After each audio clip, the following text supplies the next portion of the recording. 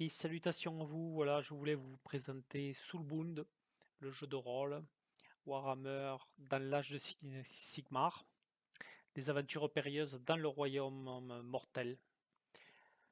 Donc là, c'est le jeu de rôle de cette gamme de figurines. On a eu bien sûr la grande gamme de Warhammer 40 000 qui continue toujours avec Wars and Glory. Et là, nous avons Soulbound. Alors Soulbound, donc comme on le voit sur la présentation, sur la première page du livre, donc là on voit une équipe de héros. Alors ce sont grosso modo des héros du Panthéon de l'Ordre. Donc on a un Stormcast éternel, une Aelf de Lidonet Deepkin, on a un Kurnot Hunter, un Caradron Overlord et un prêtre de Sigmar. Voilà, avec son petit Griffhound, un chien aigle, un hybride venant du royaume céleste. Alors le bouquin est volumineux, 400 pages à peu près. Donc on a un chapitre sur la création de personnages. Donc les espèces jouables, c'est les humains, le Stormcast éternel, la elfe, alors que ce soit je dirais les OL elfes et les elfes noirs, les Duardins et les Sylvanettes. Après, on a l'explication un peu du système. Alors en fait, ça se joue au D6 et il faut faire plus qu'un certain seuil de difficulté. Voilà. Alors, grosso modo, le seuil de difficulté de 4. Voilà. Dès qu'on fait 4 ou plus, on fait un succès. Et en fait, on calcule une réserve de dés pour le test. C'est attribut plus compétence. Voilà. Ensuite, il y a le focus qui permet de faire baisser le seuil de difficulté. Voilà. Ça veut dire que, par exemple, il faut faire 4 et on tire un 3. Bon, mais normalement, c'est raté, hein. Mais si on a un focus de 1, le 3 devient 4. Voilà. Donc, il se rajoute, ça fait un succès supplémentaire. Nous avons les archétypes, donc pas mal d'archétypes, hein. Il y a du choix. Donc on a parmi les peuples libres, donc Battle Mage, Black Ark Corsair, vous voyez on a des elfes noirs, pas mal de carrières sur les elfes noirs, c'est très très détaillé. On a les Fierce avec les Caradrons pour les nains. Dans les elfes, on a aussi les Idonettes, Deepkin, et les Sylvanettes. Donc ça nous fait du choix. Plus tous les Stormcast. Ensuite, on a un chapitre qui détaille les skills. Voilà. Alors après, on a des talents qui donnent des pouvoirs spéciaux, des capacités. Voilà. Les miracles, c'est pour les prêtres. Voilà. Ensuite, on a un beau chapitre sur l'équipement. Et 30 pages à peu près, un peu moins, sur les règles. Voilà. C'est bien fait. Moi, j'aime bien ce système. Je le trouve très fluide, très intéressant. Alors, il y a le Mittel. Alors là, c'est des jetons. Alors, on en gagne un par round. Souvent, le max, c'est un par round. Sauf que certains archétypes peuvent en avoir plusieurs, peuvent en stocker. Voilà, plusieurs. Et c'est un genre, ça permet de déclencher des pouvoirs et des capacités. Voilà. C'est utile pour tous les archétypes et beaucoup plus pour les prêtres et les sorciers. Et certains talents, il faut de ces jetons-là pour les activer. Le Soulfire est réservé au Soulbound. Voilà, donc on joue une équipe de personnages qui ont leur âme liée. Voilà. Donc ils forment une équipe vraiment fraternelle. Voilà. Et ce Soulfire, c'est aussi des jetons qui confèrent des pouvoirs encore plus épiques. Mais pour récupérer le Soulfire, il faut vraiment faire des actions héroïques. Voilà. Et nous avons le pendant du Soulfire en négatif, c'est la ruine, le doom, le désespoir. qui augmente au fur et à mesure du scénario. Soit c'est imposé par le maître de jeu, soit c'est sur les actions des personnages, alors des actions souvent négatives, qui vont faire augmenter le doom. Voilà. Le combat est très fluide, très intéressant, pas du tout axé figurine, hein. Non, il est vraiment taillé pour quelque chose de fluide et rapide, et tout en étant très héroïque. Nous avons euh, un petit passage entre les figurines, voilà, parce que les personnages vont avoir affaire, ça on le retrouve dans Warhammer, le jeu de rôle, la dernière édition. Donc entre les aventures, les personnages vont avoir des petites actions personnelles, voilà, pour réaliser leur propre background. Après, on a un gros chapitre sur les royaumes mortels, avec un historique des royaumes, voilà. Et le nécroséisme, c'est le dernier gros événement dans la gamme de Age of Sigmar, avec une grosse action de Nagash. Et nous avons un détail aussi de tous les royaumes mortels. Voilà. Et après, plus particulièrement, on va aller vers le royaume du feu, qu'on va détailler. Voilà. Et une partie encore du royaume du feu, parce que les royaumes sont extrêmement gigantesques. Ouais.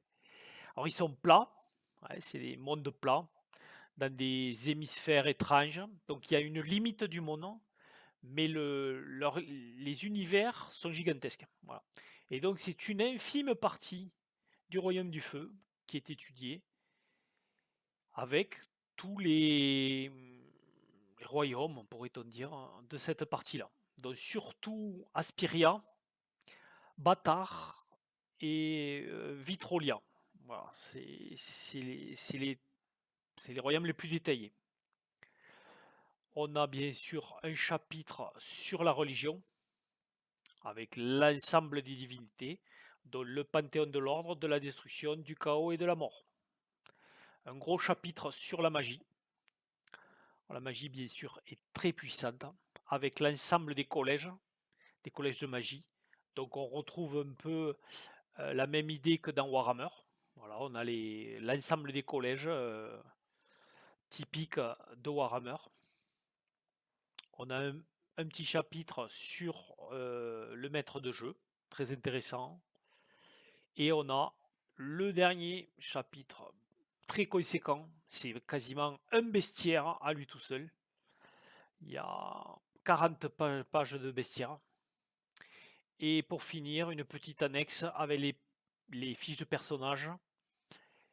Et bon, la petite fiche d'équipe, donc de Soulbound,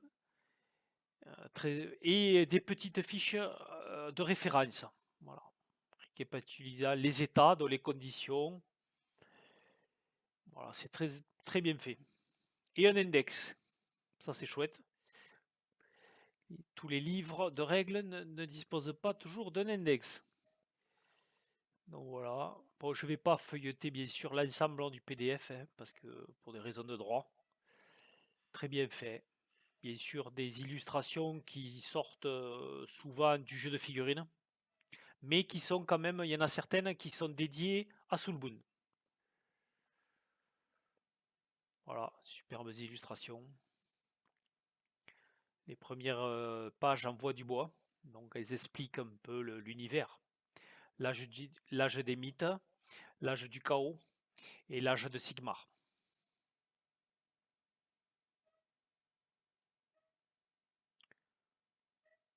Voilà, avec bien sûr le nécroséisme, le dernier gros événement dans l'univers.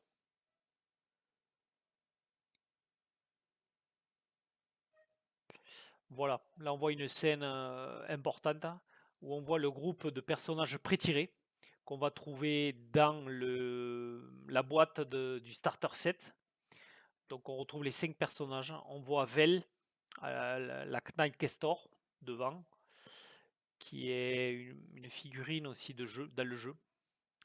Nous avons après un Sylvanette, un Kurnot Hunter, le Caradron Overlord, le nain, l'elfe, l'Idonette Deepkin, la magicienne, et le prêtre de Sigmar, un humain du royaume du feu.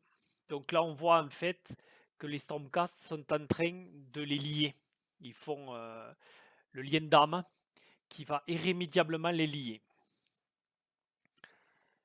Et donc leurs destinées seront à jamais liées à travers les royaumes et même éventuellement leur résurrection pour les Stormcast. Voilà. Le lien d'âme ne peut pas être supprimé. Très très bien, très bonne idée je trouve le Soulbound pour créer une fraternité, une équipe, hein. Vraiment c'est bien. En plus il y a des pouvoirs. Petit à petit, plus les liens d'âme vont se renforcer. Ça me fait penser à des séries comme Sense8, qui était vraiment là dans une genre de mise en relation d'individus qui partagent une somme de connaissances, hein, leur somme de connaissances. Pas mal du tout. Voilà. Bon, je ne vais pas aller plus loin sur le PDF, mais vous voyez, les races sont quand même, il y en a pas mal. Voilà. Donc il y a 3 attributs, pas mal de compétences. Donc on additionne skill et attributs et compétences. Ça fait une réserve. Après on a une difficulté. C'est souvent 4 ou plus et il faut un succès. Mais après il en faut 2, 3 en fonction bien sûr des difficultés. Voilà. C'est ça le système. Le système de combat est très simple. En fait, comme un peu dans le jeu figurine, on regarde son niveau de combat, on le compare au niveau de défense et on sait en fait la difficulté qu'il faut faire sur le dé. Voilà. Donc plus on est compétent et moins il faudra faire sur le D6 pour faire un succès. Voilà. Donc si on est face à un adversaire qui a une défense pauvre, médiocre, et qu'on est super bon à l'attaque, il faudra peut-être faire un 2 plus. Voilà. Donc tous les deux ou plus, c'est un succès. Donc ça va faire très très mal sur des cibles qui sont médiocres en défense. Voilà. C'est vraiment un bon jeu et j'espère qu'il sera traduit. Parce que voilà, l'univers est quand même très très original. Bien sûr, on est loin de Warhammer, mais on y retrouve les grandes lignes, quoi. Mais il est très intéressant. C'est un univers qui s'approche un peu de la science fantasy. Vraiment, il est dans la science fantasy. Ouais. Ouais. Parce qu'on a quand même des artefacts étranges, des artefacts magiques qui s'approchent quand même de la science. Voilà. En tout cas, bon, pour l'instant, il est en VO, c'est vrai. Mais je le recommande sans souci. Ouais, très beau jeu. Bon, et bien voilà. Ah, ciao, c'était Soulbound. Allez, à la prochaine!